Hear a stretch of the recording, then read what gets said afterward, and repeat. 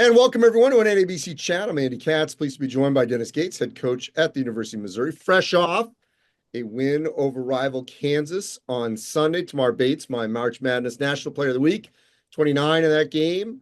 Has been quite a turnaround for Missouri. Only one loss. That was to a Memphis team that's been ranked and certainly off to a pretty good start this year. So no shame in that at all. Let's first deal with Sunday. Just put in perspective, what that win means to this group, to this program at this time. Well, thanks for having me on. Obviously, representing University of Missouri as a Witten family head men's basketball coach is very important to me. This game meant a whole lot to not just our students currently, but our past students, our alumni, our former players. It means a lot to our state and obviously our border that we share. We happen to have three Kansas City kids on our team. Aiden Shaw, first high school kid to ever sign with me. Obviously, Tamar Bates and Mark Mitchell. So that adds to that rivalry as well. And when you look at the history of it, that's one of the first things that Norm Stewart told me when I got the job. And it was, you can do a whole lot of things here, but you better beat Kansas. And that's one of the most, I think, fulfilling conversations that I've had thus far, to have that motivation and relationship with Norm Stewart. And obviously, it actually happening. It's important to our guys, our program, and we're just going to use it currently as a small stepping stone.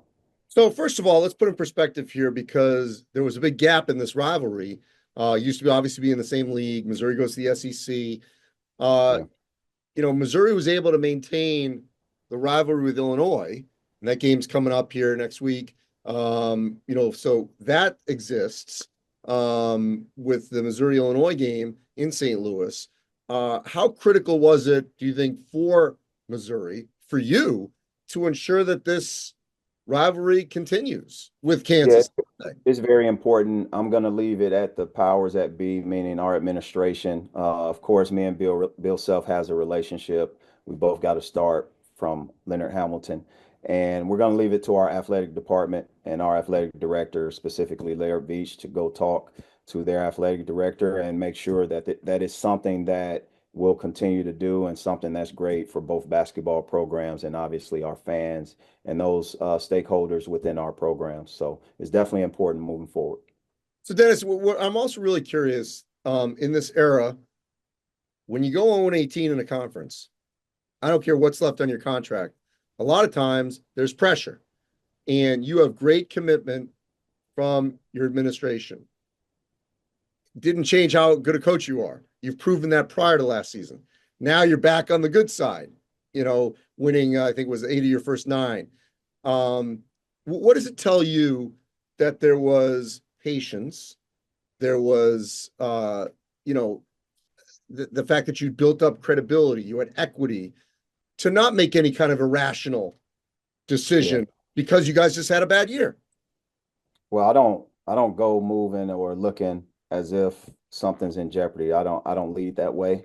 I've been taught a certain way through my mentors and specifically Coach Ham that you can't control the uncontrollables. But each year in my career, starting as a GA in 2004, 2005, Coach Ham would tell me this story.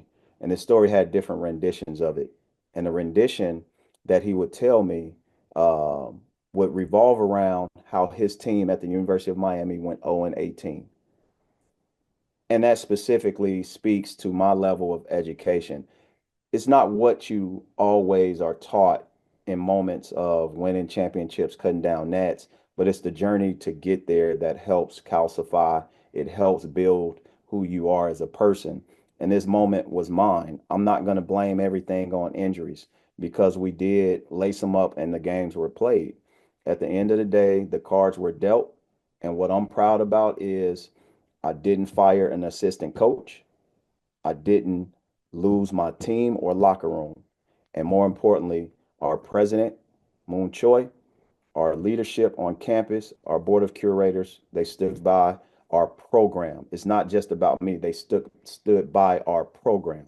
This program is the Witten family head men's basketball coach. And for me, that's what makes this place special because they're educated on all fronts of what can go right or left, but more importantly, where they see this program going in the future. So you still obviously had to like, okay, what do we need to do? Who do we need to get in the off season? And so far, everything appears to be working. We got a long way to go. What moves and maybe tweaks did you make in the summer or late spring that you are now seeing, whether it's personnel, where you're doing anything that now is working here as we get to the end of I'll 2024? I'll tell you what I did because that's a great question, and I'm glad you asked. What I did was I approached this as me being hired by Missouri for the first time. Now I got my PhD from Leonard Hamilton as relates to building programs. He built University or Oklahoma State University, University of Miami, and Florida State. It gave me confidence. So what I did was I said, no matter what's going on, we're approaching this as our first year. That's the only thing that we did. The mentality of our newcomers was nothing based off last season.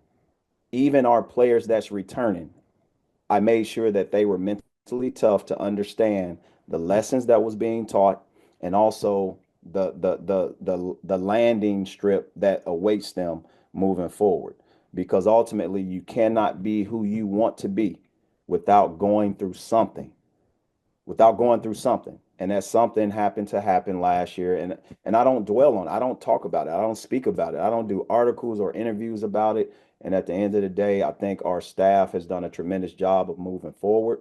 And we're coaching the guys that currently on our team. Now, what we did do is identify certain things that we wanted as it relates to in our stat sheets, in our games, in our gym, in our practices. And it started with a certain disposition. And that disposition, obviously, you look at the newcomers, meaning our high school kids. They did not ask for a release. Those five kids did never brought up the question of a release, nor did their parents, nor did their high school AAU coaches, or now in this new day, their agents. No one asked for a release. That was number one. Number two, the returners, the guys that came back, Andy, Tamar Bates, Caleb Grill, Aiden Shaw, Trent Pierce, Ant Robinson, Danny Stevens, a walk on, JV Brown, a walk on. Those guys never blinked. So during the recruiting process, it was easy to sell our program and our direction based off of who I was, based off of the history and the city of Columbia. And they saw and they read tweets. Our fan base wasn't out there calling for my head or anything like that. I'm sure you can find something, but kids make decisions off Twitter or X or Instagram and the media, and we didn't have any of those things take place. You mentioned the statue. What was that stat or something related to that that you said you needed to identify? And each kid, No, their just in ability. general, it sounded like you were looking for something a little bit different in terms of performance. What was that?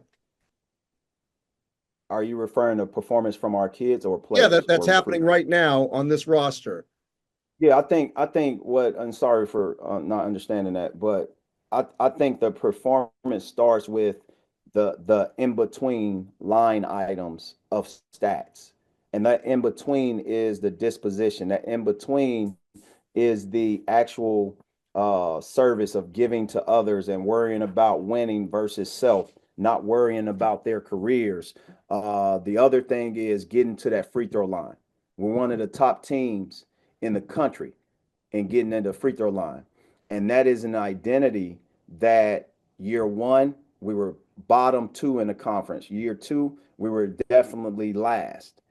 Throughout my career, we've been getting to the free throw line. That's a tool that I've always used to cut into games and obviously play with aggression and tenacity.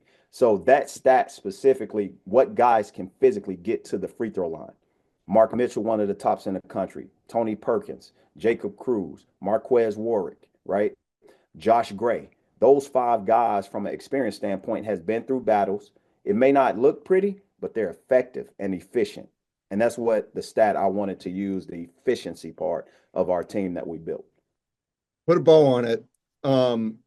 What I thought I was watching. I was at a game, but I started later, so I was watching Sunday. And what I loved about it was there was adversity late, and you got because they were coming, and you knew Kansas was coming, and you guys were able to reset, not lose your cool, and finish it off. What did that show you? I mean, I'm just watching. What did that show you from the sideline?